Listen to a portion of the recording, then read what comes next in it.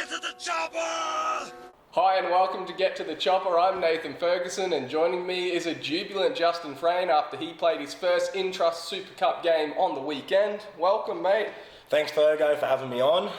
Mate, you still buzzing after that debut? Yeah, for sure. I was real keen when I found out during the week. It was so good to put the jersey on and, yeah, just playing with the boys for the first time. I'm still buzzing and pumped that we got the win. Yeah, it was an impressive win, which we'll get to, mate, but personally for yourself, a huge achievement. I remember doing an interview with you when you first arrived at the start of the year, and I could immediately tell you were so determined to make the most of your move from Sydney. Yeah, mate, I just thought I needed to change the scenery, and it's been the best thing for me, honestly, on and off the field. Feel like I've grown as a player and a person. Yeah, mate, when I come up here, I knew that I wouldn't be a starter straight away, so I just had to prove myself, and me and Painey had heaps of chats about that. And I feel like I've done that now, and the game itself was pretty good. I felt comfortable, I felt like I did my job, and that's all that Painey sort of asked me to do. It was even better sharing my debut with Oscar. He's worked so hard during the pre-season and he's been killing it for Herbert River. And yeah, because our team played so well, it made that transition from local league to cup a lot easier because all we had to do is focus on our job, and my goal is to sort of stay in the 17 and do the best job that I can for the team. Well, I reckon Painey would have been pretty impressed with his performance. He was being a bit modest there, guys. He was our team's top tackler with 26. He scored a try on debut, not a bad effort. But you wanted me to mention, mate, the try he set up, the assist, showed a nice turn of foot, if we're putting it in horse racing terms, to speed away from the defence and set up Jalen Feeney. Now, we actually scored 7 tries in Ipswich, and strangely enough, it was all the Jays doing the damage, with Joe Boyce bagging 1, Jordan Lipp landing a double, and Jalen Feeney scoring a hat-trick in the 40-10 triumph. It was really a professional performance from the boys, made a strong start and never really gave the hosts a sniff there. Yeah, mate, especially after our loss to PNG, we had a pretty tough week at training, and Painey sort of ripped into us, which we needed, and started off really, really well on the front foot, and that's what we sort of wanted to do. From our first D set, we went in there with the intention of just putting the foot on the throat sort of stuff, and that was basically the game. We just kept turning up and kicking in corners, and we just loved D'ing up, like in their end. Even though we scored 40 points, that wasn't really our focus. Our focus was just sticking to our structures, and we knew that it would work, and it'd be good to keep the momentum going, but we got the bye. But I feel like it's good for the boys because I know they're very sorry after the PNG game, and Ipswich was very physical in those conditions that we played in as well. Well, we better give a special shout out to Shawnee Nona playing his first game of the year after he was sort of injured in pre-season, rehabbing at the start of the campaign as well. So well done to Shawnee. As you mentioned, no game this weekend. We'll face Mackay next on June 4, and that one is at home. Now, our under-21s, they were also in action in Ipswich and they got the win, claiming a 24-18 victory in round 7 of the Hastings Deering Colts competition. Tyrese Byra-Gila had a barnstorming game up front, and he was instrumental in the visitors overcoming a slow start to remain undefeated, filling a role in the side he's still new to.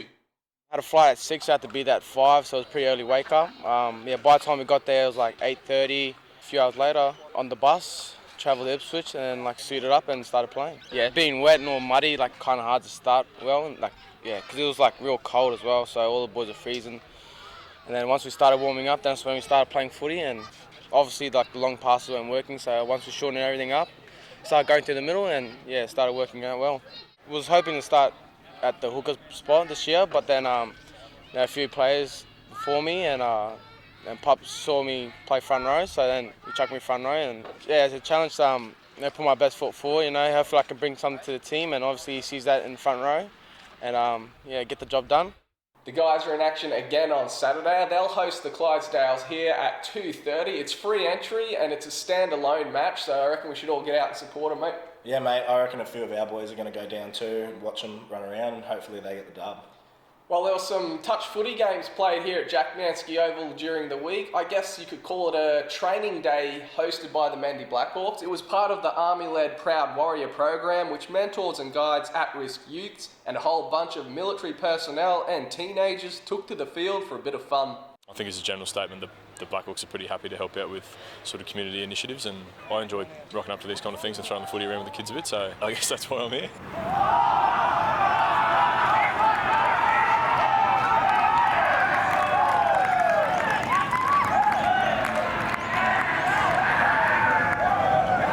There's a little bit of I think what was described as a bit of a yarn at the end of the session, and a few of the older blokes of the club spoke about what might be described as kind of underpinning values at our team, and those three things are sort of family, trust and compete, things that we sort of try to put into play when we're playing to try and help us win, really. No matter who you are, when you get together in a group like this, you all come together for a common goal, and that's to help people and to make everyone else better. There is obviously some parallels in relation to those attributes that bleed into everyday life and how they might help someone who's going through a bit of a difficult time. Justin, that looked like a bit of fun, mate. You looked like you enjoyed yourself. Yeah, mate, I really did enjoy myself. I feel like the kids got a lot out of it.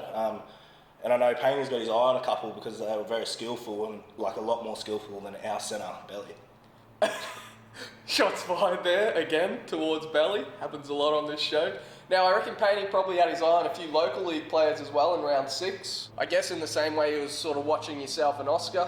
Jamin Moore was the sole Mendi Blackhawk in Charters Towers, and off camera you were telling me the reason why they lost was because you weren't there. Oh, that's a stitch up. Nah, not even at all. The boys, they would be so devastated that they lost at home in front of the Snake Pit. I heard that they were 14-0 up and a few unlucky tries from the opposition just ruined it for them for the day. You said you'd smash Western Lions though. Oh, especially if Murph was playing. Andrew Niemoeller, that's a good story, mate. He made his comeback to rugby league, first game in well over a year, lining up for Centrals. It should have been a triumphant return, but the Tigers couldn't land a goal, which proved costly in their 2-point loss to the Crushers, despite scoring more tries. Here's Andrew on his comeback. It was my first run. I get on the field. I thought I'd run straight at him, and then Mitch Grimes sat me on my ass. The plan was 15 minutes either side of half time. The first half I felt pretty good, but second half, after 15 minutes, I was done. So I was pretty nervous, but I'm happy I got through it unscathed, injury-free. Probably been a year and a bit since my last game. My latest setback was my shoulder last year. I dislocated it twice, so I needed surgery. Ever since then, little niggles as well, hamstring, calf. I think I'm getting old. Yeah, definitely relieved. I've been working hard, been a battle for me and myself, but I'm happy to get through that game. Well, on the weekend, we scored 5 tries and didn't convert 1, and we lost by 2. I played 1 game for them last year, and then probably 5 years before that, I played 1 game. So I sort of see them as my junior club in a way. Yeah, mate, it was great to see Asi back. He played like 3 games in 3 years, maybe. I think that's what it is. And I know Chuds went out there and supported him, and I feel like that would have meant a lot to Asi because they're best mates and they live together. Yeah, well, Chuds remained here. He didn't travel to Ipswich, so well done, Chuds. A man that did travel to Ipswich was John Cullen from Brothers. He scored for the Brethren against Norths in a 50-minute cameo on Friday night before jumping on the plane with you guys on Saturday morning. Here's Cullo. Got to go away with the boys in Brizzy and watch them play down in Ipswich, so it was a good experience, and just got to keep putting my best foot forward and playing some quality footy. And hopefully my time comes this year, and it'll be a pretty awesome day when I get the chance. And it's been a pretty good start to the season so far. Yeah, I better mention Mick Carroll as well. He come in on Monday with a big smile on his face, telling all the boys that he scored a massive individual try, not knowing that the game was recorded. And then they finally showed the video, and it was a dive over from 5 metres. Yeah, I reckon it was barely 5 metres as well. Now, Norths, they'll try and get their first win when they host Burdekin on Saturday night. Your team travels to Ingham, and Sunday's showdown sees Brothers battle the Lions at the Sports Reserve. Justin, that's us, mate. Thanks for coming in, and I'm really hoping we see you in the black and green next game. Thanks for having me, mate. And yeah, I'd love to play at home. That's one of my goals as well. Well, we look forward to seeing that. Remember, guys, you can stay up to date with all your Mendi Blackhawks news by jumping on our social media pages and, of course, our website. See you next week.